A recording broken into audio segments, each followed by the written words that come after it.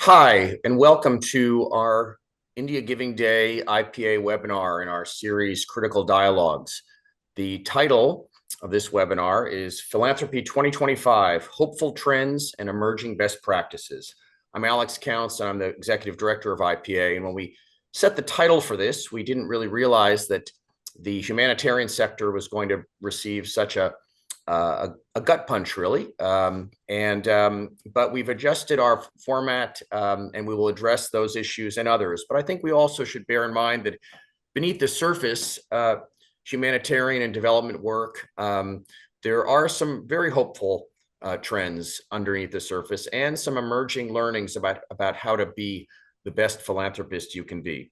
I want to thank all of you for attending. I want to thank the panelists who will be introduced shortly, the moderator who I'll introduce in a moment, and the India Giving Day Steering Committee and the India Giving Day, the IPA board.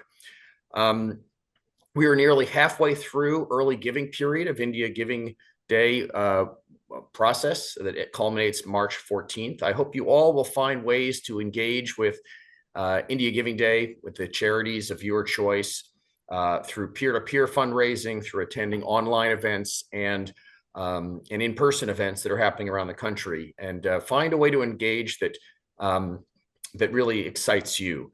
We're urging every Indian American family to consider donating $100, which is within the reach of most families. And I would expect that most of you, if you're showing up for here, you're going to do at least that amount, but share that opportunity with others. If every Indian American family gave $100 to one of these groups who are listed on our India Giving Day website, it would mobilize more than $100 million for essentially double the budgets of those organizations. Before I introduce our moderator, I just want to say that in my view, and I view of many other experts in this field, philanthropy is a skill, and it is perfected like all skills by practice and study. And we have developed some guidelines for good philanthropy practices that one of my colleagues is going to put in the chat in a moment. These are 6 practices. I really would urge you to take a look at these. We fought over every word of this statement for a year and a half. Maybe we didn't get it exactly right. Tell us if you think we could be improved upon, but we really feel good about that. The other thing is, one of the good practices in philanthropy is listening to donors, understanding what they're trying to accomplish. And one of the things we're doing with our partners in diaspora and Dahlberg is we are doing a survey, repeating a survey that was actually done in 2018 to understand where Indian Americans are and how they think about philanthropy, what their preferences are. So please, if you haven't already and you're Indian American, fill out this survey that is right there, put in the chat, and it'll really help us. We have a couple hundred more responses to get before we can have a valid sample. So let me now introduce Kalpana Kanthan. She's the Chief Development Officer of American India Foundation, an organization I was privileged to work for some years ago.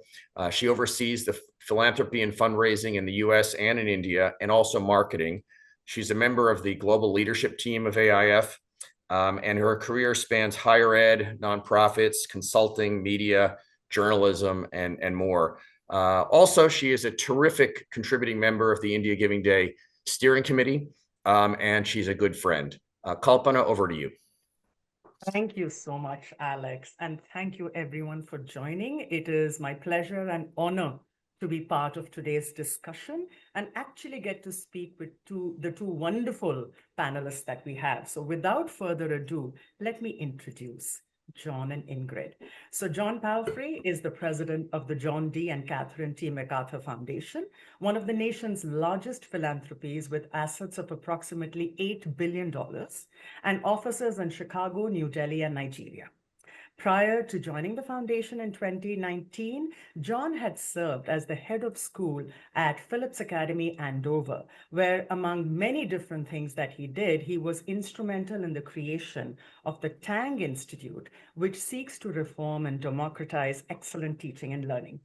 Now, John has had an illustrious career as an academic, most notably, I just picked one, John, at Harvard and especially in Harvard Law School, and is a celebrated and published author of several books, including Safe Spaces, Brave Spaces, Diversity and Free Expression in Education. He is the board chair of the United States Impact Investing Alliance, serves on the board of the Fidelity Nonprofit Management Foundation, and was elected to the American Academy of Arts and Sciences in 2021. John, welcome and thank you so much for joining us. Thanks, Kalpana. Let me move on to Ingrid. So Ingrid Srinath has been a passionate advocate for human rights, social justice, and civil society in India and around the world for over 25 years. Most recently, she was the founder director of the Center for Social Impact and Philanthropy at Ashoka University, India's first academic center for the study of this topic, right?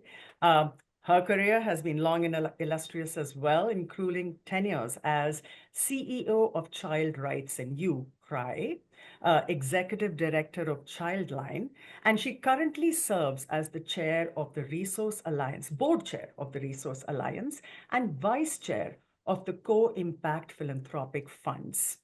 She is also on the governing council of the Bombay Stock Exchange, the stock exchange's new social stock exchange. Now, Ingrid is a distinguished alumna of IIM Kolkata and received in 2024 honorary membership in Phi Alpha Alpha, which is the Global Honor Society for Public Affairs and Administration. Ingrid, thank you so much for joining us from India. Welcome. Thank you, Kalpana. It's great to be here. Lovely. So we have a lot to talk about. And as you all know in the audience, we are saving time to take audience questions. So please input them into the Q&A box. But let's go ahead, John and Ingrid. My first question is directed to both of you, right? Could you both comment on the state of philanthropy at the moment? It is no secret that there have been a lot of changes in the international development landscape and in the socio-political environment that we find ourselves in. So what are the things that you believe those people who are committed to social impact and international development can be called to do now? And what are your organizations doing to address this moment we find ourselves in? Ingrid, why don't you go ahead first? So it does seem like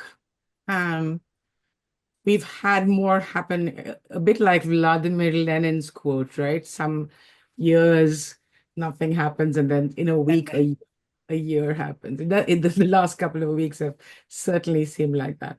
But one silver lining, I think, to this avalanche of crises may be that we currently have our best opportunity yet to reinvent and decolonize aid and philanthropy. I mean, it's a real chance to transform our institutions, to strengthen localized community-owned change that defines its own agenda and priorities. In terms of what we need to do as a sector, I think, of course, there is a need for immediate relief. There are individuals and communities that are highly vulnerable, highly endangered by the most recent policy changes, and we need to step in there. But beyond that, I think we also need to support those who are standing up to defend constitutional rights and freedoms in your country and mine and around the world, really. I think if we fail to hold the line in the global north, then the consequences, as dire as they will be in the global north, will be even more calamitous in the rest of the world. We have achieved, I think, as a sector, as sectors, if you will, just unbelievable progress in the last 3 decades, particularly. And we cannot afford to capitulate. Particularly, I love this word I saw recently, pre-capitulate to the forces that are ranged against the sector right now. We cannot give up those hard-won gains easily. I think collaborating to make the changes we've been speaking about, whether it's shifting the power or empowering the people with the greatest experience of the issues that we're trying to change, that exchange of information, that really joint work to reinvent our ways of being and doing is, I think, what we're confronted with as a sort of a third priority, if you will. I mean, I've been struck by there almost seems to be at the moment a reversal in the flow of knowledge and expertise, because there's been a number of requests to people in Hungary and India and other countries to say, can you share with us what your coping strategies have been and what you did well and what you didn't do so well. So I think there's a real opportunity for some genuine collaboration. Absolutely. And also kind of, firstly, I've learned a new word today, pre-capitulate. It's a lovely word. I shall use it in a sentence going forward. But no, it's very interesting, and I think a lot of nonprofits are really looking at their revenue portfolios, and trying to de-risk it in the face of where we find ourselves. John, very curious to hear your thoughts as, pertains to Ingrid. Kalpana, thank you for the kind question. Ingrid, thank you for going first. I also note that it is nearly 10 p.m. Where you are, if I got my math correctly, and I would be basically in bed at this point. And here you are making such brilliant insights to all of us. Thank you. Happy Indian Philanthropy Day, India Giving Day. This is a big event and worth pausing on that. And I love the call to action to all of us to think about our generosity. I'll come back around to that because I think that in some ways is my main theme for today. Ingrid said about everything I was going to say so beautifully, so I won't repeat. Just a couple of things from MacArthur's perspective, but I really do want to underscore that I think Ingrid nailed the response. We are based in Chicago. I'm here in Chicago, not in India. We do have an office in Delhi. I get to travel there more or less every year, which I absolutely love. To Ingrid's very nice point, I think that what I learned in my last trip to Bangalore and to Delhi a few months ago is as valuable as anything that I think we do or I learn here in Chicago, and more so in some cases, and certainly in this moment. So one of the many reasons that we fund, not just in our home community of Chicago, but also in India, in Nigeria, both of which we've been in for 30 years, is for our own benefit to some degree, right? It's the learning that comes from the ability to be in deep and meaningful conversation and collaboration with our colleagues in India. We have an amazing team of 5 people, Yamini Mishra and team, who are on the ground in India, and they do a lot of this translational work with us, of course, but those of us based here too, and in our Nigeria office learn so much from work in India. We've taken what's called a localization pledge for our work outside the US. So that's a sector-wide initiative in the United States, which I think is very valuable. It's not to say we don't set agendas and allocate capital from Chicago, and we have fiduciary duty to do that. But the localization pledge means that the decisions for grants are really driven on the ground in Delhi by our team there, and likewise in Nigeria and elsewhere. I think that's an important thing, both in terms of the knowledge piece that Ingrid was noting, in terms of informing us, but the knowledge piece of how do we do good grant making in India is not to say I sit in my office in Chicago and throw some grants out the window, thousands of miles away. No, there's a team on the ground who's doing this work. And to Ingrid's other point, in collaboration, it has to be, right? These problems are way too big, way too complex to do on our own. And I think, again, why coming into community on a day like this is so important, to learn about the good works that are happening. If you're a individual donor based here in the US thinking about India, maybe you're not on the ground all the time. Maybe you travel there as I do once a year and so forth, but you need some info on what are the grantees, what are the local funders and local donors doing that are really effective, because you don't want to have your money go to waste. You want your money to go to the best use. So being in collaboration and coordination on this is so important. Last point, and then I'll turn the mic back, but I would say we are in a crisis, to Ingrid's point.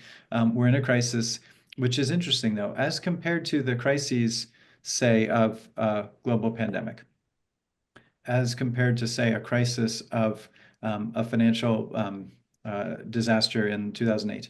This is a person-made, man-made crisis, right? It's a man-made crisis, which means it's slightly different. It's one that we both can ideally come back from in a different way, but also lean into in a different way. And I'm with Ingrid that to identify those elements of the rule of law, of the role of civil society, these are crucial to defend right now. And this is not in any way being political. There are probably people on this call who are delighted about what's going on, which is just fine.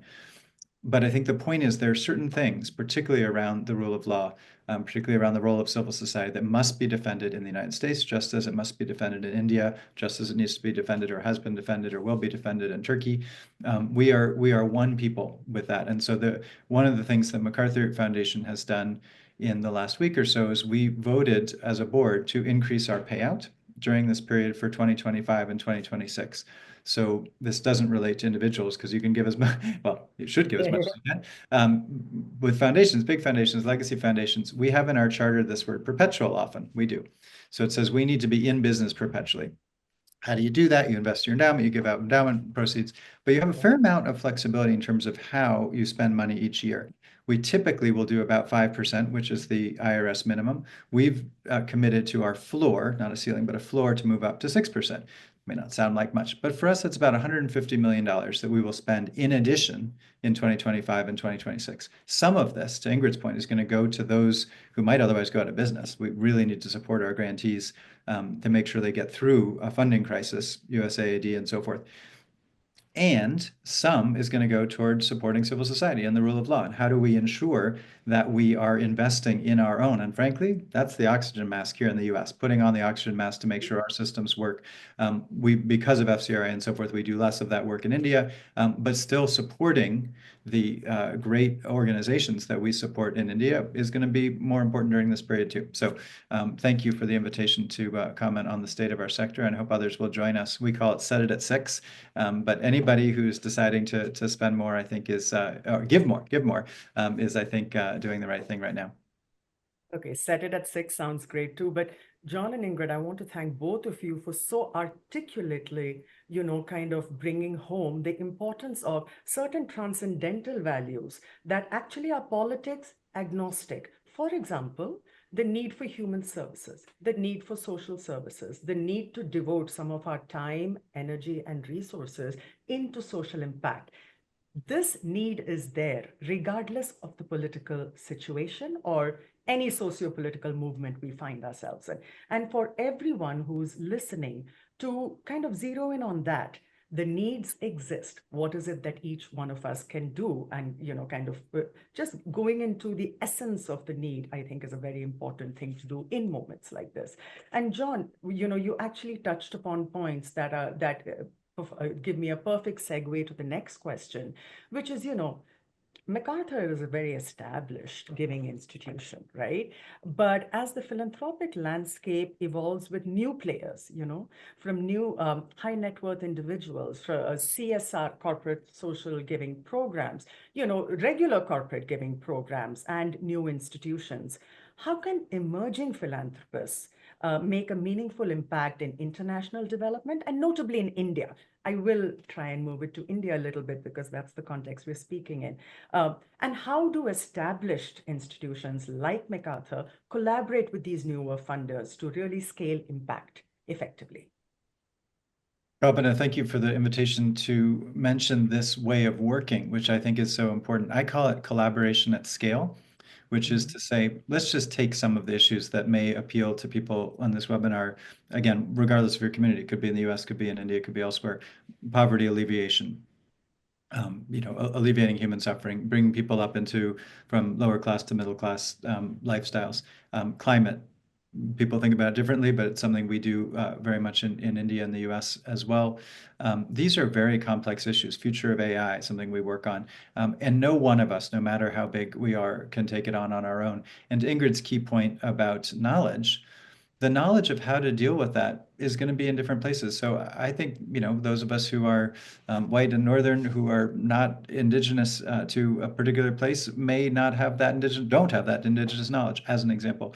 So if I were coming onto the scene as a new donor, I would lean into some of these collaboratives.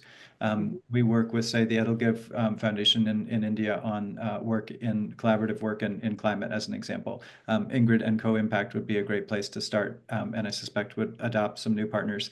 There are absolutely lots of ways to do a portion of your work in community and in collaboration. So I'm not saying people should give away all the choice to make the gifts, but I actually think having some percentage of your work that's done in collaboration with others, particularly on these most complex issues, again, so you don't recreate the wheel, you know where some of the strong grantees are, you get some advantage from that. It's actually fun, right, to be in community with others who've been doing this for a long time. And let's imagine you've made, great success in some field. You're going to bring your expertise from that field into that collaborative and make it stronger. So it's a key part of what we do.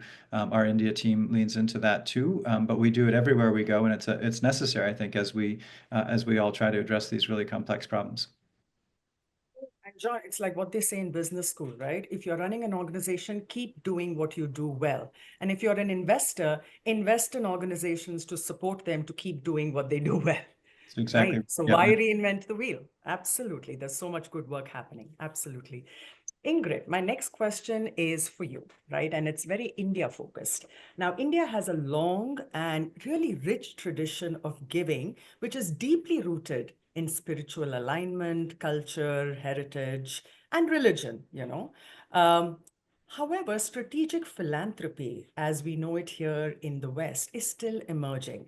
So, what are the biggest trends that you see are shaping that next decade of giving in India, and how can modern philanthropy balance these long, standing traditions that are very particular to the Indian donor?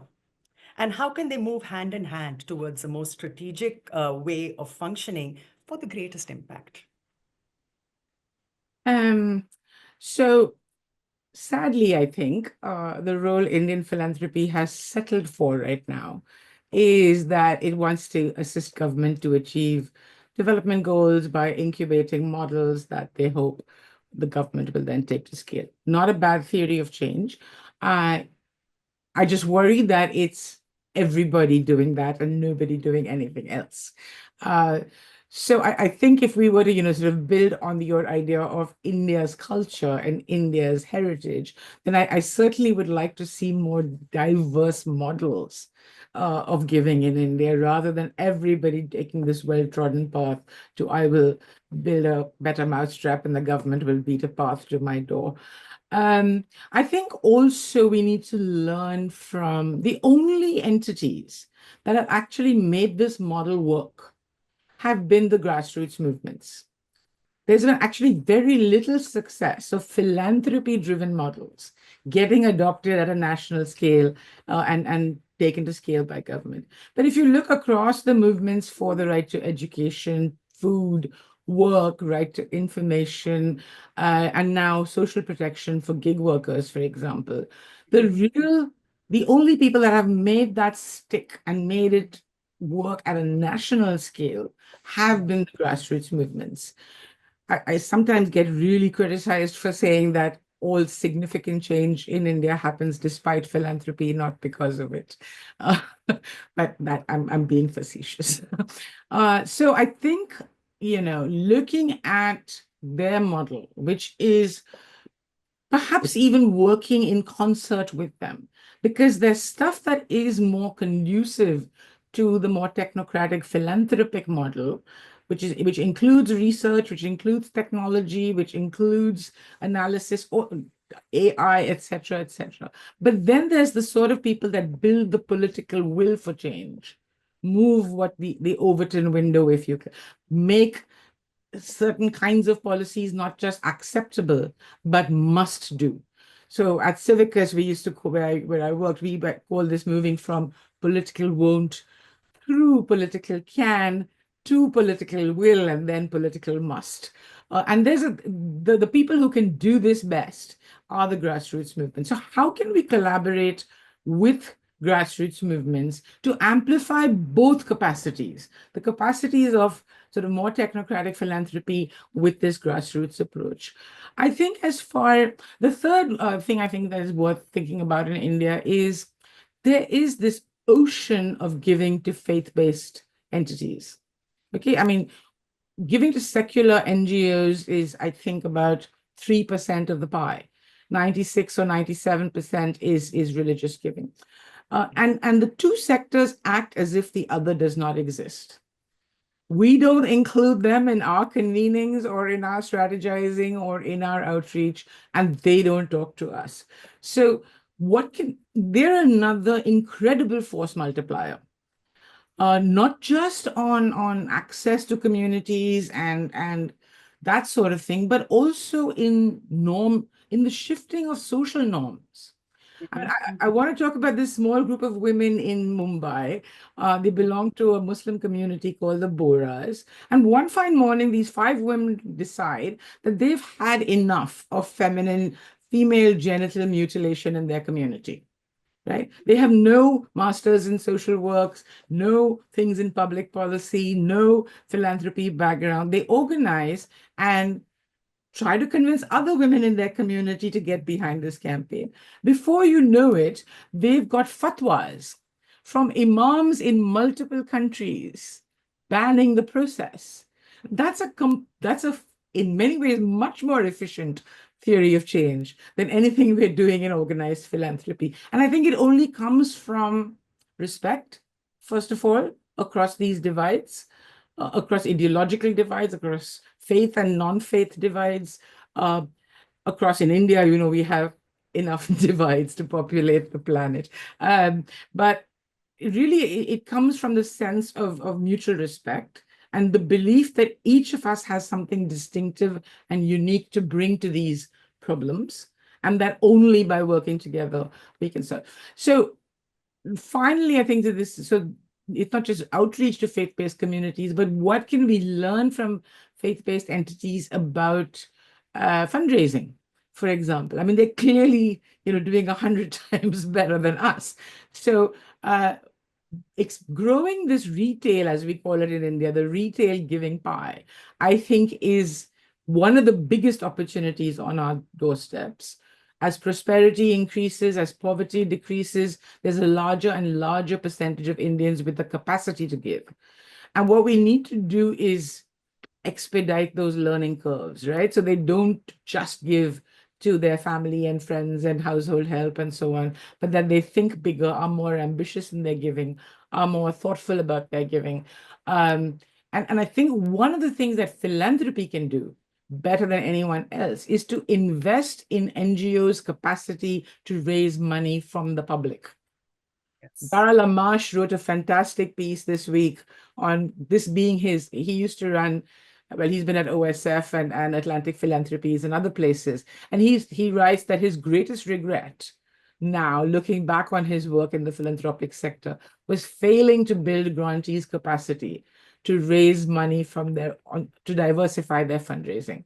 So from a philanthropic point of view, I think that's a fantastic opportunity that's just staring us in the face, especially as other sources of funding get more and more constrained, right? CSR has narrow rules. The social stock exchange has narrow rules. Foreign funding is under pressure. Foreign funding can only fund certain things.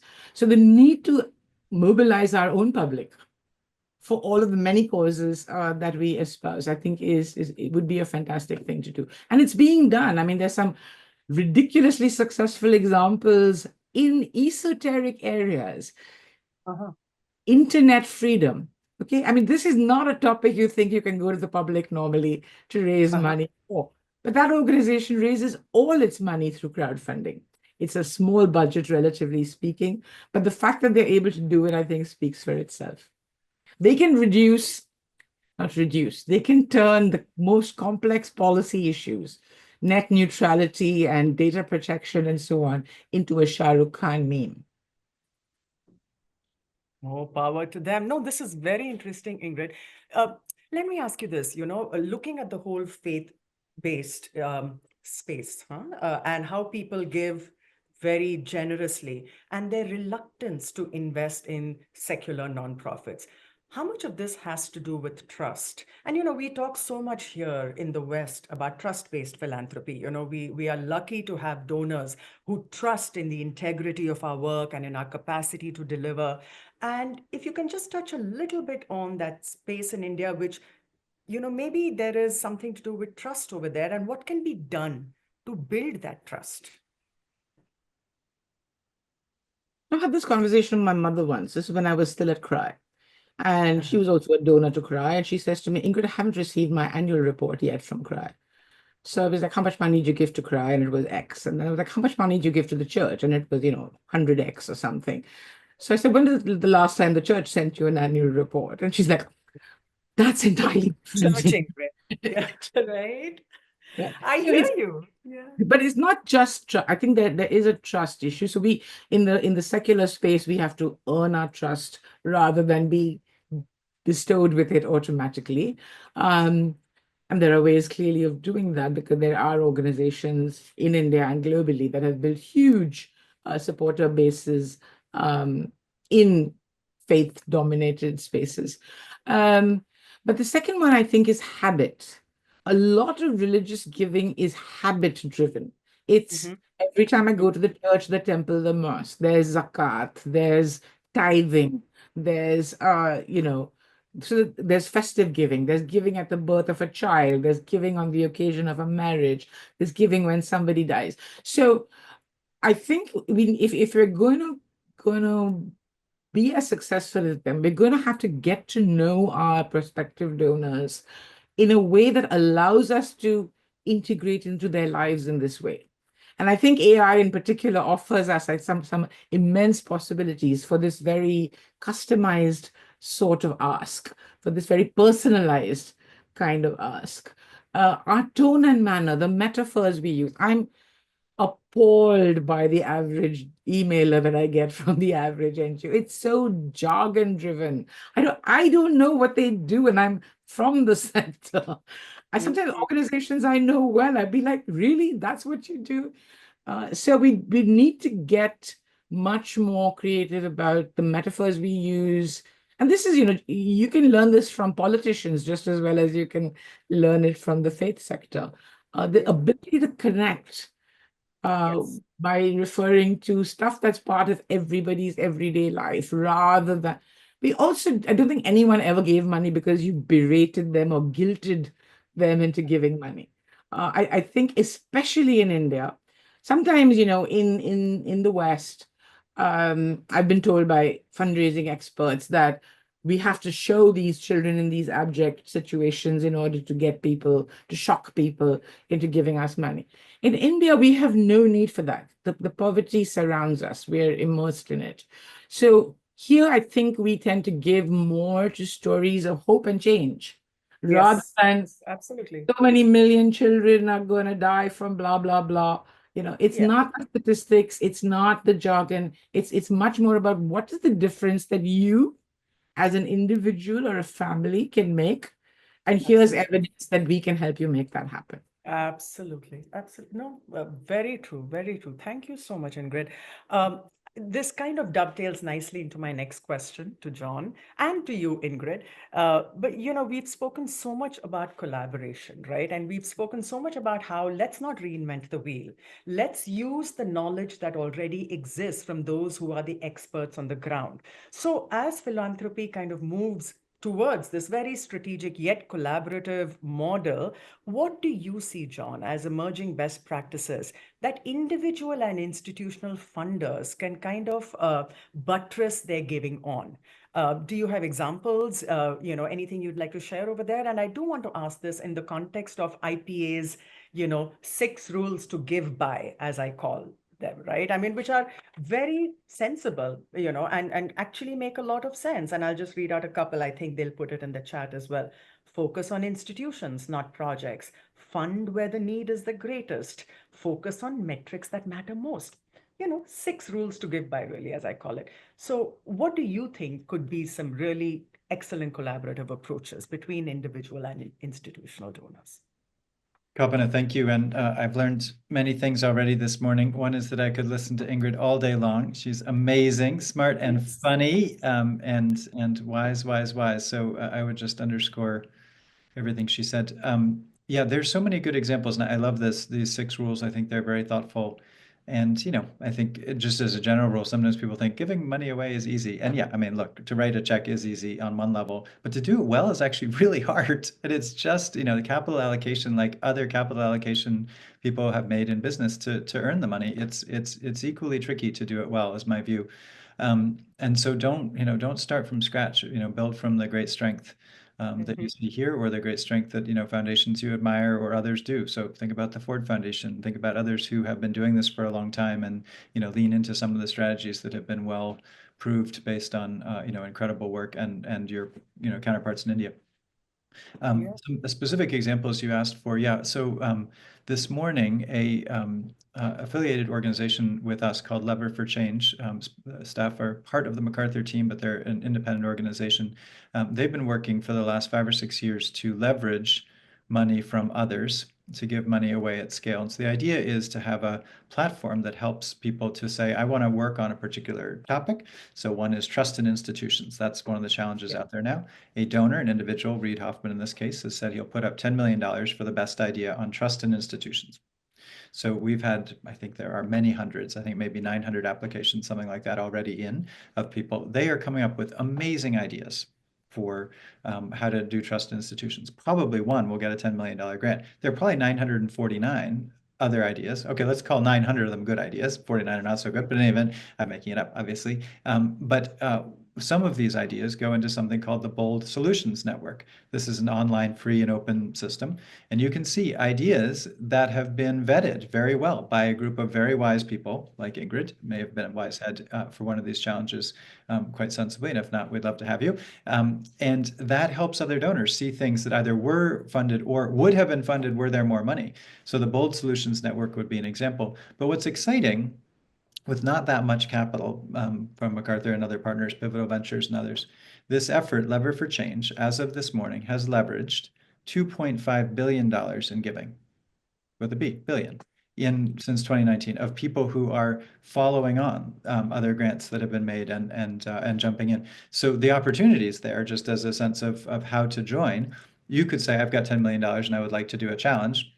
Lever for Change will run it for you. MacArthur has one right now, which is a $100 million challenge that's out there. We are looking at about 1,000 applications for $100 million. You can pick your amount. The system runs it and gives a process by which you can make that decision. You can still retain decision rights. Or you could say, who's worked on a similar topic that I care about? Poverty alleviation. Go into the Bold Solutions Network and see who's done really good poverty alleviation work or healthcare in place X.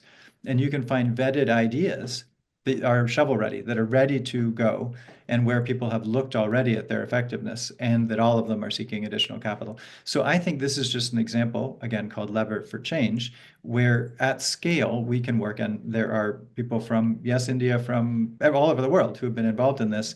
And I think it's really exciting as a way to think a little differently as a network of donors and of activists and of nonprofits to really make the most impact we can. And Co-Impact has a model that maybe Ingrid will want to share as well. So I think there are very good examples out there of how people can jump into something already existing. Beautiful. Ingrid, do you want to add to this? I'm happy to move on to audience questions because there's questions for both of you over here, but would you like to add to this? Any example? Just quickly, I mean, Co-Impact is certainly a great example of a pooled fund that is focused on systems change for gender. And it's drawn money from every continent, I think, into this pool, which then identifies the people with the most likelihood of making that system level change happen. But it then gives them a large sum of money for an extended period of time with no strings attached, no terms and conditions, or very few terms and conditions. It builds them into a cohort. So from day one, they're operating as a collective where they get to share learning and build solidarity and do all that good stuff. It's not a grantor to grantee deeply imbalanced power relationship. It's a collective of grantees working with a collective of grant makers. So it's just a fantastic model. As far as there are other things I can give that Philanthropy's unique strength is its ability to provide patient risk capital. And all those words are important. Governments are driven by electoral cycles, businesses are driven by market quarterly cycles. So NGOs are typically struggling for survival. Philanthropy has the luxury, if you will, to look at things long term, to look at things at scale, to look at how things connect across geographies, across issues.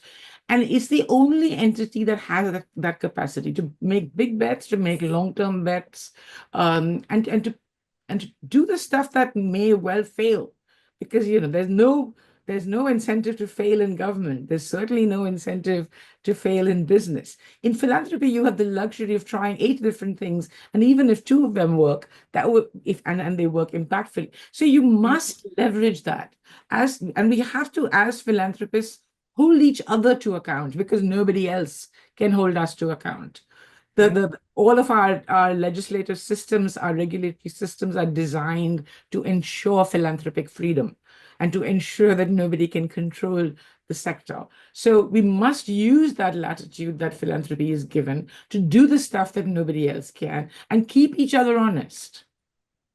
Yes. And isn't that sweet spot that comes in between trust-based philanthropy, the whole idea of trust, and the focus on key metrics? Because you trust when you see the impact, but you know that the impact doesn't happen in a day or in a quarter. For programmatic interventions, 3 years to see real impact and outcomes. So that Please. patience is very important. This is a beautiful term, patient risk capital. If I can just talk about the IPA pledge Yes. code, I don't know what you're calling Yes. it. I think that it's fantastic. And as Alex said at the beginning, I mean, I've done some of this kind of work, and I know Yeah. kind of blood, sweat, and tears that it takes to hammer out every comma and every semicolon in a text like this. So kudos, first of all, for having done a great job.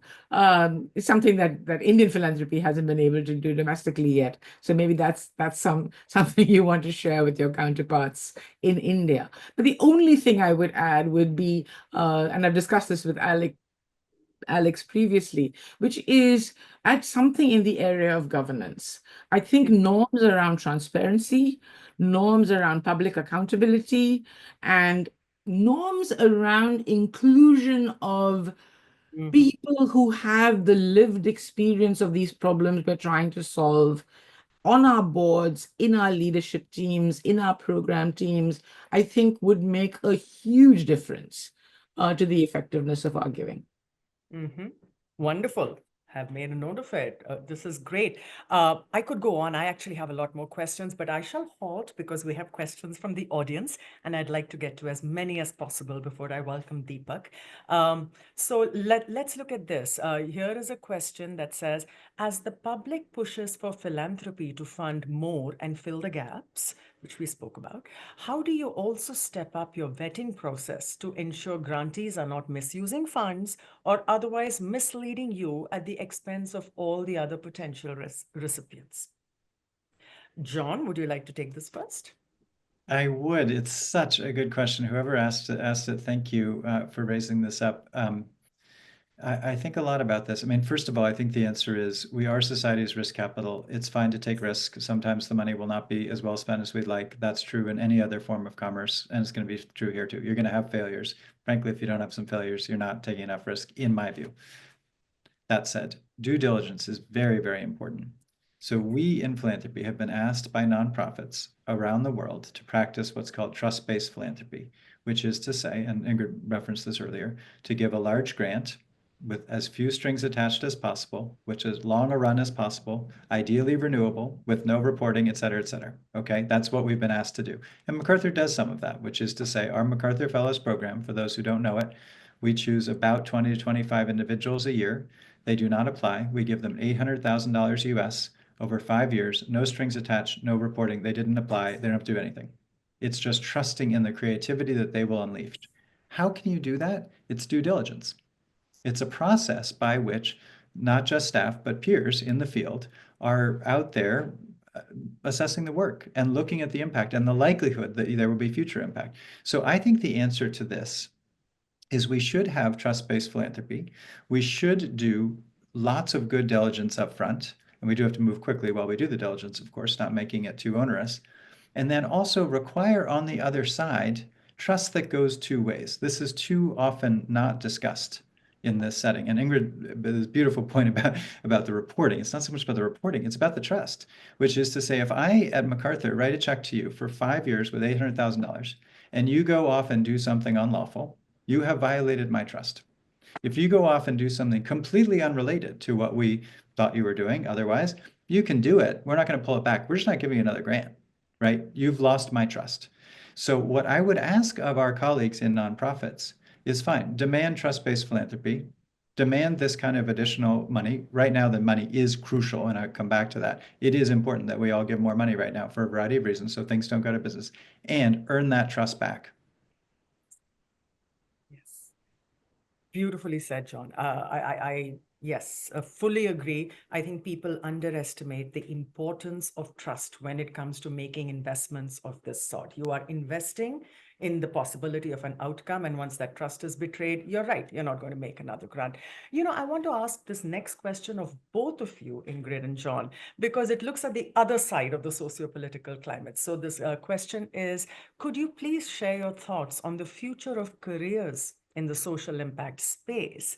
This space has also taken a hit given the socio-political situation we are in. To both of you. And Ingrid, if you would like to go first here.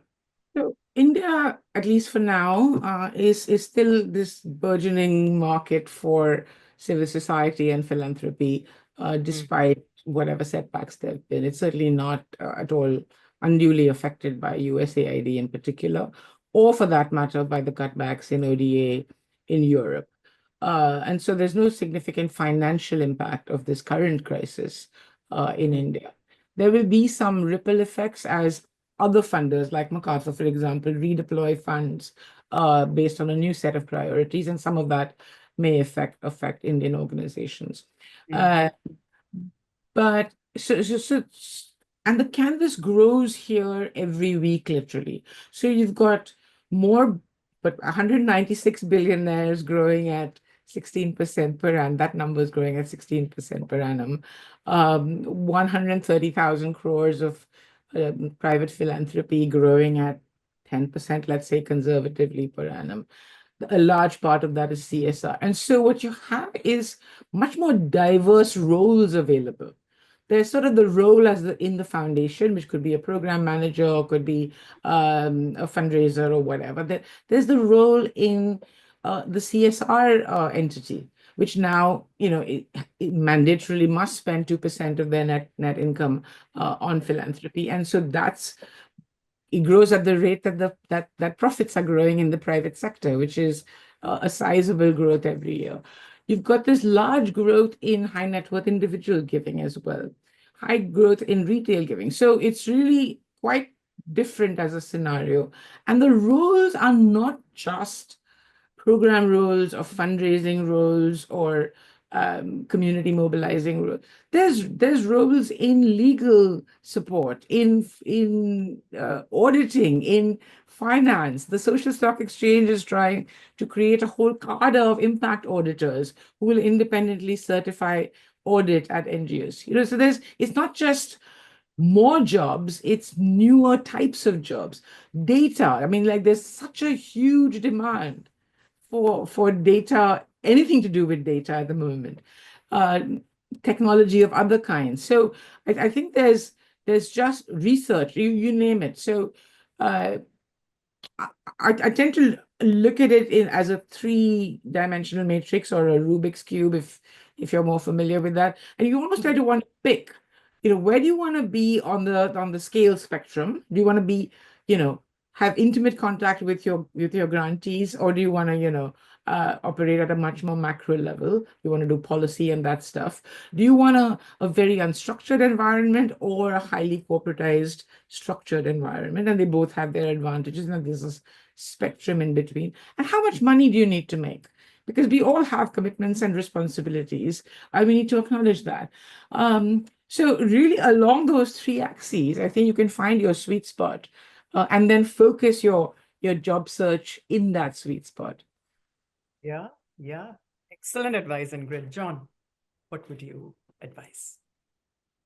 Wow. I mean, again, I would listen to Ingrid. It's the right answer. I would say one of the reasons that I am urging our colleagues in philanthropy to step up now and to spend more money, which is to say, give away more money, or where I will personally try to give more money, or whoever we are as wealth holders who are in a position to do that. It's so we don't lose a generation of people going into the social sector. I think this is a really important point. So I know for sure, for a fact, that there are organizations we have been supporting and partnering with who have already shut their doors due to the USAID funding. People employing hundreds of people. I also know that very large NGOs are pulling back or have planned layoffs. We're hearing about this minute to minute. I suspect, I haven't looked at my email, but during this webinar, there have been appeals, no doubt, in my inbox on this basis. I think it's a problem and a mistake for us to allow a situation like this, again, a human-made crisis, to have people who are well-meaning, talented in the social sector going into other jobs right now. I think it's a bad idea. So one of the reasons to flood more funding right now, even if it's a surge that you may not be able to sustain forever, is to ensure that there's not a flood of people out of the sector who have enormous talent. So ditto to Ingrid's individual success, suggestions for individuals to be successful in this moment. And I would add in to those of us who are capital holders right now is put more capital out almost just for the purpose, with the best organizations you can, of keeping the sector intact and keeping careers intact in the social sector.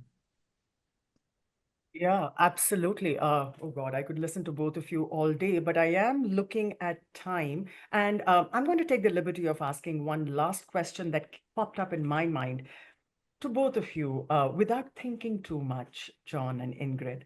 What is the greatest learning you have from your extensive careers? That one greatest learning that you would like to share with the audience as a parting thought. Ingrid, would you like to go first? Oh, John, I'm going to please. go first so that Ingrid gets the last word. How about that?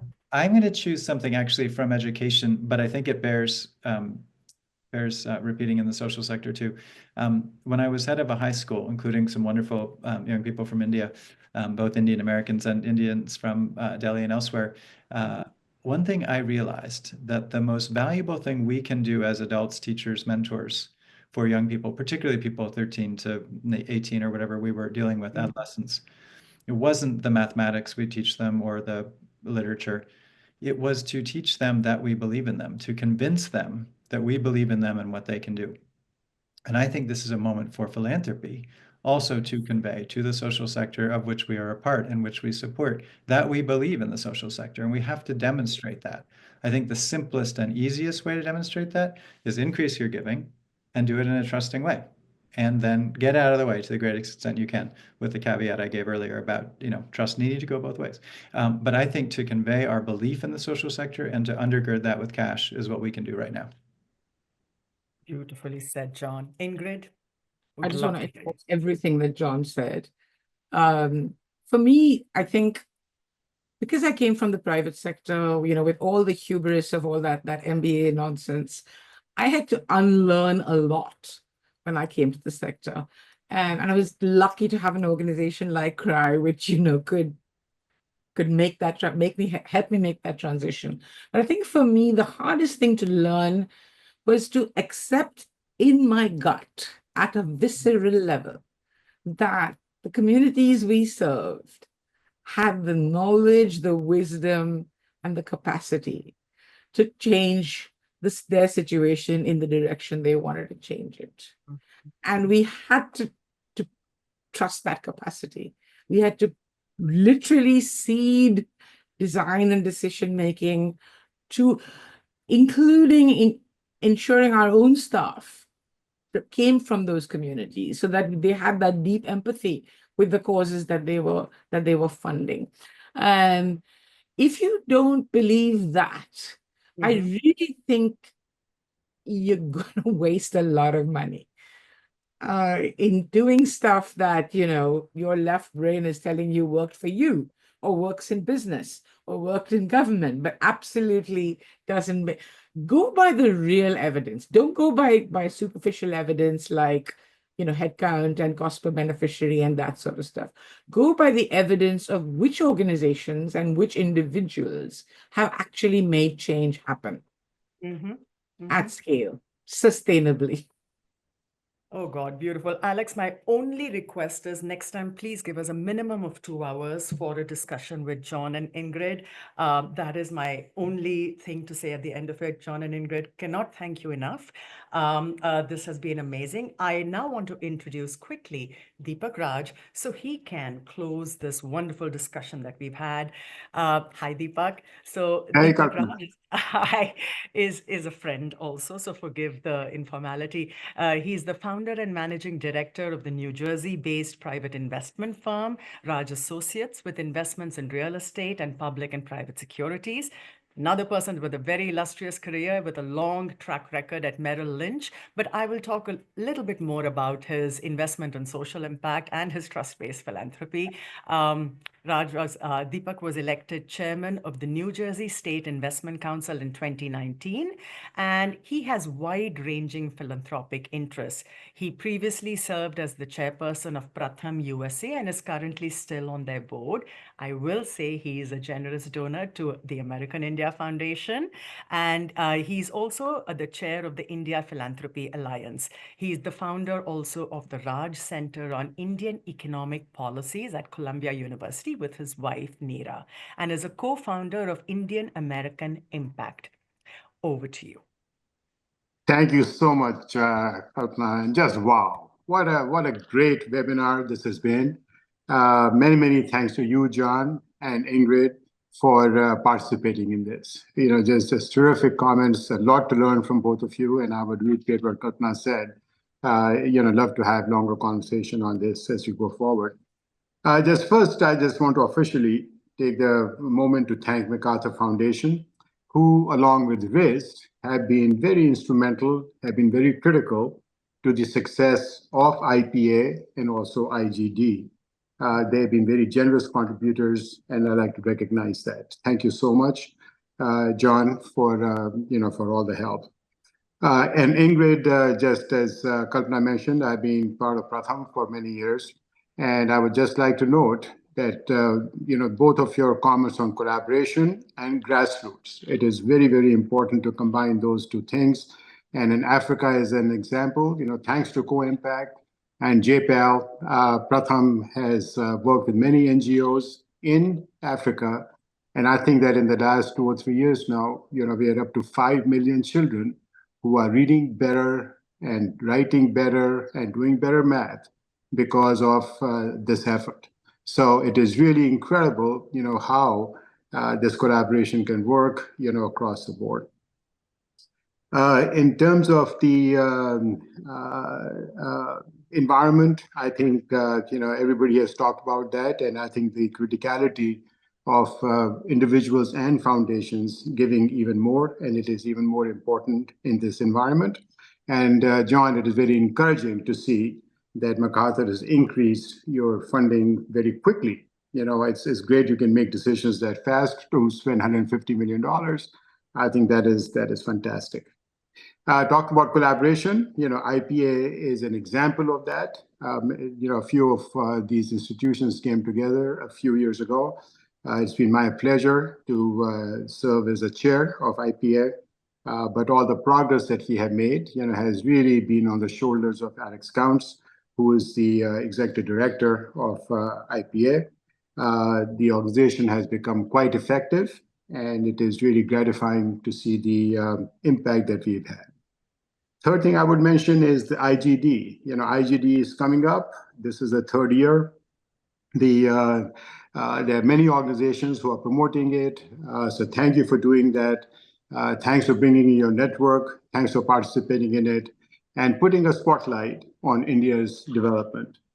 So as we say, this is really an effort of all for one and one for all. That sort of encapsulates the spirit of IGD and IPA. I'd like to give a big shout out to the IPA team. Thanks to all of you, and thanks to all of the participants here for joining us today. And I wish you a very successful IGD campaign. So So have a great afternoon and look forward to further conversations. Thank you, Deepak. Thank you, Ingrid. Thank you, John. Thank you, Alex, Dana, and the entire team at IPA. This was amazing. And thank you all Thank for you. joining Welcome. us in the audience.